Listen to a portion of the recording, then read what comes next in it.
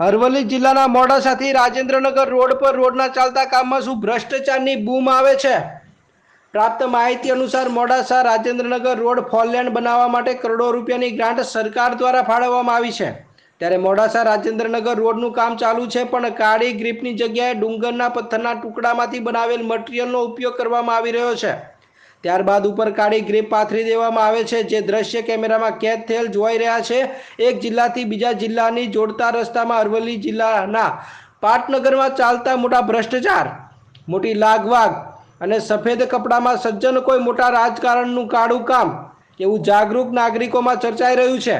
આની ખબાઈ કરવા માટે બાબુસિંહ ચૌહાણ નામના જાગૃત નાગરિક દ્વારા સરકાર દ્વારા આવેલ એસ્ટિમેટની નકલ તેમજ વર્ક ઓર્ડરની નકલ મંગાવી હોય.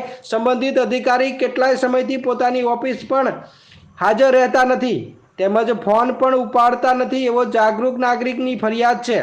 માર્ગ મકાન વિભાગના અધિકારી કોણ? સરકારે આપેલ એસ્ટિમેટ તેમજ વર્ક ઓર્ડરની કોપી આપે તે માટે જિલ્લા કચેરી જાગૃત નાગરિક પોતાની પગરખા કસી રહ્યા છે. ત્યારે માર્ગ અને મકાન વિભાગના ઉચ્ચ અધિકારી ઓર્ડર તેમજ એસ્ટિમેટ આપવા માટે કેમ આનાકાની કરે છે? મોડાસાથી રાજેન્દ્રનગર ચોકડીના કામમાં તો કાચું કપાયું હોય ગંધ જિલ્લાના લોકો સુધી પહોંચી.